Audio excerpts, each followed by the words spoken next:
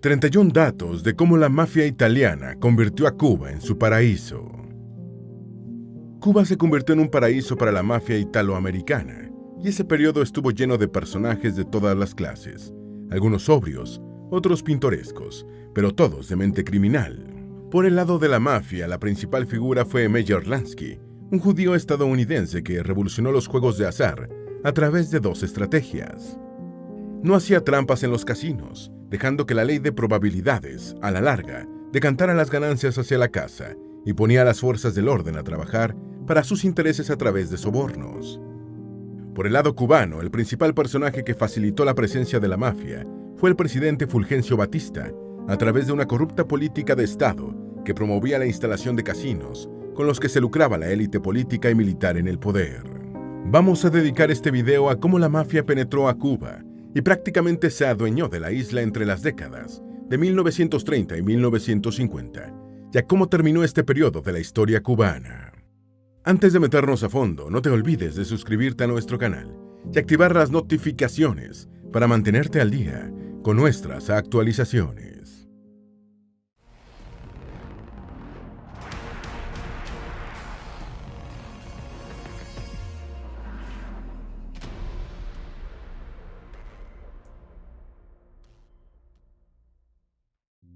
Número 1. La presencia organizada de la mafia en Cuba comenzó con el golpe de Estado de 1933 del sargento Fulgencio Batista. La Cosa Nostra estadounidense inició sus negocios en Cuba a principios de la década de 1920, traficando con bebidas alcohólicas, especialmente ron, pero la conformación de un imperio delictivo organizado se inició en el año de 1933, cuando el futuro gobernante de Cuba, Fulgencio Batista, dirigió la revuelta de los sargentos. Este exitoso golpe de Estado llevó a Batista, ascendido de sargento a coronel rápidamente, a la jefatura de las Fuerzas Armadas, comenzando su periodo de gran influencia en la política cubana. Años más tarde, las negociaciones para un sólido establecimiento de la mafia de Estados Unidos en la isla antillana estuvieron a cargo del coronel Batista y del financiero mafioso Meyer Lansky, hombre de confianza del capo Lucky Luciano. Número 2. El nombre de Lucky Luciano en La Habana era el corso Amleto Battisti y Lora. Por el lado de la mafia estadounidense, las operaciones estuvieron a cargo de Amleto Battisti y Lora, Amadeo Barletta, Santo Traficante Sr. y más tarde el propio Meyer Lansky. Lucky Luciano ya venía utilizando la isla como punto de escala entre los abastecedores de opiáceos y el mercado norteamericano, y su hombre en La Habana para controlar el negocio era el corso Battisti y Lora. El periodista Fernando de la Milla, quien prologó el libro de Battisti, La Nueva Era, describe a este personaje como un individuo alto, delgado, esbelto y de una elaborada y elegante sobriedad. Añade que el mafioso de brillante calva parecía un atildado profesor o un joven ministro francés de asuntos extranjeros, siempre hablando pausadamente y escuchando con atención a su interlocutor. Número 3. Amleto Battisti era un cerebro de los negocios por detrás de su apariencia. La imagen dibujada de Amleto Battisti lo presenta como un hombre cortés, diplomático y bien desenvuelto en los cenáculos artísticos y los salones selectos, una síntesis del refinamiento. En resumen, el corso parecía todo menos lo que era, un hombre de negocios con su mente febrilmente trabajando en riesgos, oportunidades, ganancias y pérdidas, por detrás de su cortesía y su imperturbable serenidad. No era extraño que en los años 1930 Battisti apareciera acompañando al presidente de Cuba, siendo aceptado y conocido como un prestigioso empresario de las finanzas y la industria. Tiempo después, siendo un extranjero y cuando ya sus actividades delictivas eran notorias, logró inmunidad como parlamentario del Partido Liberal. Número 4. Los aviones para el transporte de drogas aterrizaban en pistas particulares, controladas por Batista, y en los mismos aeropuertos militares. La mafia encontró en Cuba un eslabón seguro para su lucrativo tráfico. Cuando los cargamentos de drogas llegaban a La Habana, los mafiosos respiraban aliviados, porque ya prácticamente la mercancía estaba en Estados Unidos, y solo faltaba trasladarla por vía marítima o aérea. La isla era el auténtico patio trasero. Para el transporte aéreo no solo se utilizaban numerosas pistas particulares, situadas en fincas en las provincias occidentales, pertenecientes a los jerarcas del régimen, sino los mismos aeropuertos militares controlados por hombres de Batista. La mafia estadounidense utilizó Cuba para abrir en Estados Unidos el mercado de la droga elaborada con la planta, Erythroxylum coca. Número 5. La primera presidencia de Batista, entre 1940 y 44, facilitó los negocios de la mafia. Antes de inclinarse abiertamente por el alcaloide de color blanco, los norteamericanos consumían principalmente opiáceos, y la entrada masiva de la droga sudamericana al mercado estadounidense hubiera planteado un desafío abierto a las familias que dependían del tráfico de las sustancias tradicionales, por lo que la penetración debía ser cuidadosa. Los negocios se facilitaron aún más con la primera presidencia de Batista, entre 1940 y 1944, pero surgió el contratiempo de que Carlos Saladriga Sayas, candidato elegido por el presidente saliente para relevarlo como gobernante títere, perdió inesperadamente las elecciones ante Ramón Grau San Martín. Número 6. Grau designó un gabinete muy cuestionable. El principal temor del gobierno estadounidense era que en Cuba los sectores más desfavorecidos, que eran mayoría, se sumaran a una insurrección que llevara al poder a un mandatario al que no pudiera controlar.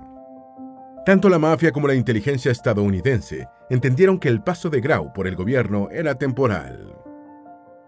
Grau designó como vicepresidente a Raúl de Cárdenas Echarte, un conservador que en un libro de 1922 había justificado la intervención estadounidense en Cuba y era defensor de la enmienda Platt.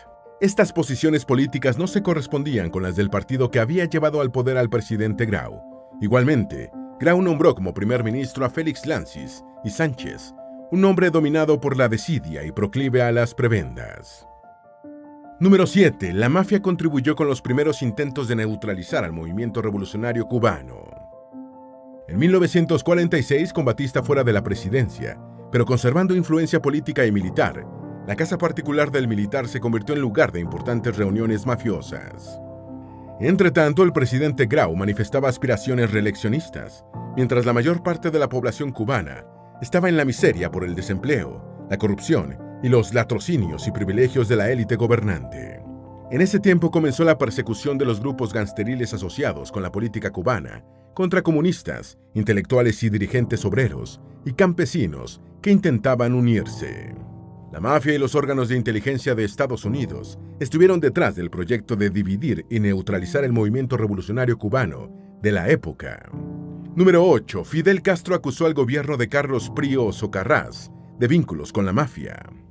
El gangsterismo detrás de la política cubana ayudó a Carlos Prío Socarrás a ascender a la presidencia en 1948, en un segundo periodo de gobierno del Partido Revolucionario Cubano Auténtico. Prío Socarrás designó como vicepresidente al abogado Guillermo Alonso Pujol, un hombre que seguía los lineamientos de la cúpula político-militar liderada por el general Fulgencio Batista. En un informe al Tribunal de Cuentas, Fidel Castro, entonces un joven abogado, acusó al gobierno de Prío Socarrás de vínculos con organizaciones gangsteriles. Castro señaló: Prío no es ajeno al trato con las pandillas. Lo escoltaron celosamente a través de toda su campaña política. Subió al poder saturado de compromisos. Número 9. Castro señaló a Grau como corrupto y asesino. En su alegato contra el presidente en funciones, Castro denunció el otorgamiento de más de 600 puestos de trabajo en los ministerios de Salubridad, Trabajo y otras dependencias gubernamentales a personas que cobraban sin prestar servicios, y añadió: las pistolas con las que se mata las paga Prío, las máquinas en que se mata las paga Prío, los hombres que matan los sostiene Prío.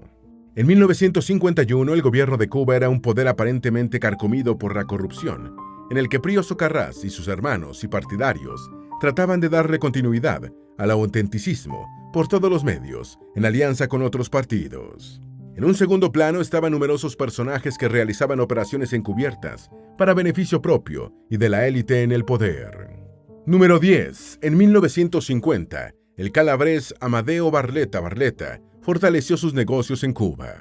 En diciembre de 1950, el Banco Nacional de Cuba, presidido por Felipe Pasos, otorgó a Amadeo Barletta la licencia para operar el Banco Atlántico, cuyas oficinas fueron instaladas en el edificio de General Motors, compañía automotriz de la que el empresario italiano era gerente general y representante exclusivo en la isla y otros países latinoamericanos. Barletta fue un calabrés que emigró al Caribe y transformó el paisaje de La Habana con la masiva introducción de automóviles General Motors, que todavía circulan por las calles de la capital cubana. El Banco Atlántico operó prácticamente sin control alguno por parte del gobierno cubano, dando soporte a las operaciones de la mafia. Los negocios de Barletta crecieron y se diversificaron en Cuba a partir de 1950, y se hizo propietario y editor del diario El Mundo, uno de los más importantes de la isla durante la década. Número 11. La economía cubana dependía de Estados Unidos. Para entender el proceso político de Cuba desde el comienzo de las actividades de la mafia hasta su fin, con la Revolución Cubana, hay que revisar las condiciones en las que se desenvolvía la economía de la isla durante la época. En 1933, año en el que Batista dio su primer golpe de Estado, Cuba era un país monoexportador, ya que prácticamente solo vendía azúcar, casi toda a Estados Unidos, de donde importaba también casi todos los productos manufacturados que consumía. Cuba también exportaba ocasionalmente algo de níquel, así como pequeñas cantidades de tabaco y café, pero su economía era básicamente monoproductora, por lo que estaba en manos de su consumidor y su proveedor, Estados Unidos. Número 12. La economía de Cuba estaba lastrada por su condición de país monoexportador. A pesar de que contaba con tierras fértiles y con una línea costera de más de 5.700 kilómetros, que le permitía un fácil acceso a la pesca y otros recursos del mar, más de la mitad de los alimentos que consumía Cuba procedían de Estados Unidos, incluso helados y caramelos, es decir, artículos con alto contenido del azúcar que exportaba. La estructura monoproductora con la que Cuba llegó a ser la azucarera del mundo era una herencia de la época colonial, que se reforzó tras la guerra hispano-norteamericana, en la que España perdió la isla y que se sostuvo incluso después de la Revolución. Esta condición de dependencia de un solo producto de exportación constituía a mediados del siglo XX una camisa de fuerza para la economía cubana.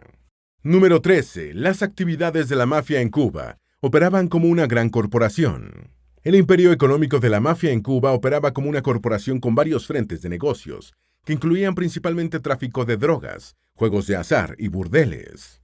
Con sus varios departamentos especializados como los de una gran compañía, el dominio de Cuba por la mafia estadounidense difería bastante de los métodos tradicionales empleados por los primeros mafiosos sicilianos en Estados Unidos. Las operaciones ilícitas maximizaban la utilización de los medios legales, a través de leyes, convenios y otras figuras que les daban un carácter respetable. En la década de 1950, la mafia de La Habana no solo dependía de las familias que se instalaron en los años 1930, sino también de otras fuerzas delictivas aliadas que habían entrado con la expansión de los negocios. Las familias mafiosas presentes en Cuba mantenían vínculos y entrelazamientos para la explotación y control de las actividades delictivas en la isla. Número 14. Meyer Lansky fue la principal figura de la mafia estadounidense en Cuba. La historia de la mafia en Cuba tuvo en el judío estadounidense Meyer Lansky a su personaje estelar. Como gran figura del crimen organizado de Estados Unidos junto a Lucky Luciano, Lansky jugó un papel decisivo en el desarrollo del Sindicato Nacional del Crimen estadounidense. Luciano tuvo la visión de formar un sindicato criminal nacional en el que las pandillas italianas, irlandesas y judías pudieran aunar sus esfuerzos para convertir el crimen organizado en un negocio lucrativo para todos, y Lansky fue su principal ideólogo y colaborador. Para mediados de la década de 1930, Lansky manejaba operaciones de juegos de azar en Florida, Nueva Orleans y La Habana. Número 15. Lansky fue un innovador que no hacía trampas en sus casinos. El éxito de Lansky en las operaciones de juego se basó en dos innovaciones. En primer lugar, como buen conocedor de las probabilidades de ganar o perder en los diferentes juegos, estaba convencido de que hacer trampas en los casinos era una tontería que solo conducía al desprestigio del establecimiento y a la ruina del negocio. Creía que los juegos debían organizarse de tal forma que las probabilidades favorecieran a la casa y que ésta siempre ganara a la larga, legítimamente. Su idea era que había que desplumar a la mayor cantidad de personas que jugaban en sus locales, con estas convencidas de que habían sido bien desplumadas. Número 16. Lansky concibió un nuevo rol para las fuerzas del orden. La otra innovación concebida por Meyer Lansky en las operaciones de juegos de azar fue el rol que le asignó a los jueces, la policía y demás fuerzas del orden. Mediante sobornos, estos componentes del Estado garantizarían la seguridad física y legal de los casinos frente a la delincuencia común, a otros miembros del crimen organizado y algún fiscal o policía insobornable.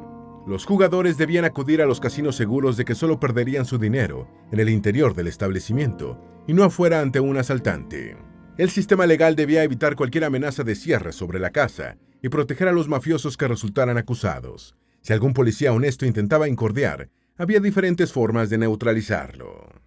Número 17. En 1946, Lansky y Batista hicieron un macrotrato en Nueva York.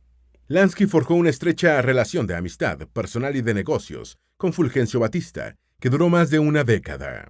A Batista le gustaba alojarse en el Waldorf Astoria de Nueva York durante sus viajes a Estados Unidos, y en 1946 hizo con Lansky en el hotel un trato mutuamente muy lucrativo. A cambio de sobornos, Batista abriría Cuba a los juegos de azar a gran escala y otorgaría a la mafia estadounidense el manejo de los casinos e hipódromos de la isla. Batista también estuvo dispuesto a invertir $1 por cada dólar que la mafia pusiese en la construcción de nuevos hoteles, que ya tendrían su licencia de juegos asegurada, en inversiones superiores a $1 millón. Número 18. La Conferencia de La Habana fue la primera reunión cumbre de la mafia en 14 años. En el trato con Batista, Lansky se comprometió a dirigir personalmente las operaciones de la mafia en Cuba e inmediatamente convocó a sus asociados a realizar una reunión cumbre en La Habana. La Conferencia de La Habana se realizó en el Hotel Nacional el 22 de diciembre del año 1946 y fue la primera cumbre mafiosa desde la reunión de Chicago de 1932. Asistieron figuras como Lucky Luciano, Joe Adonis, Albert Anastasia, Frank Costello, Joseph Bonanno, Moe Dalitz, Vito Genovese y Thomas Lucchese, todos de las familias de Nueva York. Igualmente estuvieron presentes Tony Accardo y los hermanos Charlie y Rocco Fischetti de Chicago, Carlos Marcello y de Nueva Orleans, Santo Traficante Jr. de Tampa y Stefano Magadino de Buffalo. Los intereses judíos estuvieron representados por Lansky, el neoyorquino Dalitz y Phil Castell de Florida. Número 19. La Conferencia de La Habana entre los mafiosos fue amenizada por Frank Sinatra. El primero en llegar fue Luciano, deportado por el gobierno estadounidense en Sicilia, quien viajó con un pasaporte falso. Lansky expuso ante la asamblea de mafiosos su visión de la Nueva Habana, a su modo de ver muy rentable, para los que estuvieran dispuestos a invertir una suma justa. Estos y otros pormenores de la cumbre fueron conocidos a través de Luciano, el único asistente que habló con algún detalle sobre la reunión. Luciano fue designado capo de la mafia en la conferencia, con poder para regir la organización sede desde La Habana, hasta que consiguiera la manera legítima de volver a entrar a Estados Unidos. Estando en un lujoso hotel de Cuba en 1946, a los mafiosos conferenciantes no les faltó entretenimiento, y la parte vocal corrió por cuenta de Frank Sinatra, quien había viajado con los hermanos Fischetti, sus amigos de Chicago. Número 20. Batista llegó de nuevo a la presidencia en 1952.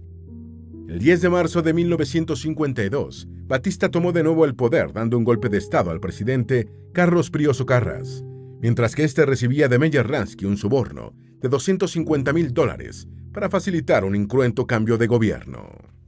Tan pronto estuvo de nuevo en el despacho presidencial, Batista se dispuso a dar cumplimiento a su pacto con Lansky. El dictador cubano fue más allá y le ofreció al mafioso un salario de $25,000 al año para que ejerciera como ministro de Juegos no oficial. En 1955, la legislación cubana había sido adaptada para otorgar una licencia de juegos de azar a todo inversionista que invirtiera al menos $1 millón en un hotel o $200,000 en un centro nocturno. Número 21. Los inversionistas en juegos de azar en Cuba gozaban también de una exención de impuestos durante 10 años. A diferencia del procedimiento establecido en Las Vegas, que al menos teóricamente contemplaba una verificación de antecedentes de los inversionistas y de los capitales invertidos, en Cuba fueron eximidos de esta formalidad. A todo aquel que se presentara con el dinero exigido se les proporcionaban fondos públicos, en un monto equivalente para la construcción del hotel o el club nocturno. Igualmente, los inversionistas, aparte de la licencia de juegos, gozaban de 10 años de exención de impuestos, incluyendo los aplicables a sus muebles y equipos importados. Número 22. Batista premió a su cuñado con las 10,000 máquinas tragaperras que había en Cuba. A cambio de tanta generosidad, el Estado cubano, o más exactamente Batista, y demás élite de su dictadura, recibiría $250,000 por cada licencia y un porcentaje de las ganancias de cada establecimiento de juegos. Batista aprovechó también la bacanal de dólares para enriquecer a su cuñado, el general Roberto Fernández Miranda, hermano de su esposa Marta Fernández Miranda de Batista. El general Fernández controlaba las 10,000 máquinas tragaperras instaladas en Cuba, incluyendo las que premiaban a los niños con baratijas. Número 23. Los empresarios de la construcción también aprovecharon la bonanza, importando materiales y equipos libres de aranceles. El cuñado de Batista, un general del ejército, recibió como bono extra la administración de los parquímetros de La Habana. Los empresarios y contratistas de la industria de la construcción cubanos sacaron igualmente buenas tajadas de la inesperada bonanza económica generada por los juegos de azar. Como los aranceles sobre la importación de materiales y equipos para la construcción de hoteles y centros nocturnos fueron eximidos, los empresarios del sector beneficiados con las obras importaron mucho más de lo que necesitaban, revendiendo el excedente con excelentes ganancias. Número 24. Lansky convirtió el cabaret Montmartre en el sitio de moda. Circulaban rumores de que después de pagar los $250,000 por el otorgamiento de la licencia, los inversionistas en hoteles y casinos tenían que entregar otras sumas por debajo de la mesa a los funcionarios involucrados. En ese tiempo, en Cuba se comentaba que políticos y militares solicitaban periódicamente sobornos por encima de los ya acordados. Por su parte, Meyer Lansky, que casi siempre estaba al cuidado de las inversiones de fondos pertenecientes a las familias de la mafia, invirtió su propio dinero e hizo una espectacular reforma al Cabaret Montmartre, convirtiéndolo en el club nocturno de moda de La Habana. Número 25. Lansky montó un lucrativo casino en el Hotel Nacional. Con el apoyo de Batista, Lansky también logró instalar un casino en el emblemático Hotel Nacional, hasta entonces excluido del circuito de establecimientos con juegos de azar. Para ello hubo que vencer las objeciones de algunos quisquillosos expatriados estadounidenses, incluyendo al premio Nobel Ernest Hemingway. Una vez que se construía un nuevo hotel, casino o club nocturno, Batista no demoraba en enviar a sus representantes para recabar la parte de sus ganancias. Número 26. El Bachman, u hombre de la bolsa, de la familia Batista se hizo popular entre los mafiosos. Todas las noches, el Bachman, enviado personalmente por Marta Fernández, la esposa de Batista, pasaba por el cabaret Sans Souci y por los casinos de los hoteles Comodoro, Sevilla Biltmore, Capri y Deauville, cobrando el 10% de las ganancias, correspondientes al presidente. Se decía que la participación de Batista en los casinos de Lansky, en el Montmartre, el Hotel Nacional y el preciado Habana Riviera era del 30%. No existe una cifra sobre lo que Batista obtuvo en sobornos durante su gobierno, pero fue una enorme cantidad de dinero. Número 27. Lansky decidió replantear los negocios en Cuba. En 1956, Lansky sospechaba que la guerra con los grupos mafiosos de Nueva York era inevitable y empezó a tomar precauciones. La primera de ellas, a finales del año, fue simular que se retiraba de sus actividades en Cuba, pero lo que hizo fue crear un sindicato mafioso típico, liderado por Santo Traficante Jr. Para ello estableció alianzas con importantes gánsteres de Chicago, Las Vegas y California, y atrajo a personajes relevantes de la política y las finanzas. También fortaleció sus viejas relaciones con los organismos de inteligencia, con la idea de hacer el enclave cubano un negocio más sólido. Número 28. Aunque Eisenhower lo negó en sus memorias, Estados Unidos apoyó a Batista hasta el final. En sus memorias, el general Dwight D. Eisenhower, presidente de Estados Unidos entre 1953 y 61, aseguró: durante 1958, y de acuerdo con la Carta de la Organización de Estados Americanos, Estados Unidos siguió cuidadosamente una política de no intervención en Cuba, aunque era muy amplio el apoyo sentimental hacia Castro. Repetidamente embargamos cargamentos de armas destinadas a Castro, y en el mes de marzo suspendimos la entrega de armas a Batista. Según la historiografía cubana, esta afirmación de Eisenhower no se correspondía con la realidad, ya que Estados Unidos estuvo apoyando a Batista hasta el último momento. Número 29. Según versiones, la aviación cubana se abastecía en la base estadounidense de Guantánamo para bombardear a los rebeldes de Fidel Castro. Se afirma que cuando la aviación de Batista bombardeó amplias zonas campesinas de la provincia de Oriente, atacando a los rebeldes castristas, las aeronaves se abastecían en los arsenales estadounidenses en la base naval de Guantánamo.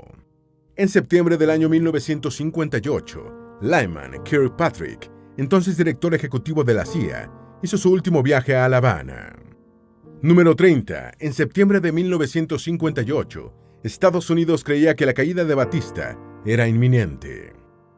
En su viaje a Cuba, el alto funcionario de la CIA se reunió con el jefe de la estación de la agencia en La Habana, con los asesores y el agregado militar de la Embajada de Estados Unidos, y con los representantes del FBI en la isla. Igualmente, Kirkpatrick se entrevistó con agentes secretos, funcionarios, ejecutivos de máximo nivel de las empresas estadounidenses y con personalidades del mundo oficial y privado cubano. De todas estas investigaciones, y tal como lo reveló en su libro The Real CIA, Publicado 10 años después, Lyman Kirkpatrick concluyó que en septiembre de 1958, el gobierno de Batista ya había perdido el control de la situación y su caída era inminente. Número 31. La actividad de la mafia en Cuba cesó con la Revolución Cubana. Esa caída se produjo en la madrugada del 1 de enero de 1959, cuando el ejército rebelde entró a La Habana, mientras Fulgencio Batista escapaba a toda prisa, junto con su familia y todo el dinero y objetos de valor que pudo cargar en el avión, hacia la República Dominicana, gobernada por su amigo y colega Rafael Leónidas Trujillo. Los últimos minutos del gobierno de Batista fueron magistralmente recreados en la película El Padrino 2. Tras la caída del gobierno de Batista y el comienzo de la Revolución Cubana, la actividad de la mafia estadounidense en Cuba tocó a su fin. La mafia estadounidense hizo de Cuba su paraíso hasta 1959, un periodo que por razones de tiempo pocos recuerdan, aunque la isla continúa gobernada por el régimen surgido de la Revolución que extinguió a la organización delictiva. Esperamos que este video te haya sido útil. Si tienes algo que agregar, por favor, compártelo con nosotros en la sección de comentarios. Dale me gusta a este video y envíale el enlace a tus familiares y a tus mejores amigos, para que también sepan más de los 31 datos de cómo la mafia italiana convirtió a Cuba en su paraíso. Si eres nuevo en nuestro canal, no olvides suscribirte. No se te olvide seguirnos en todas nuestras redes sociales, que van a estar aquí abajo en la descripción. Recuerda, un pueblo que no conoce su historia está condenado a repetirla.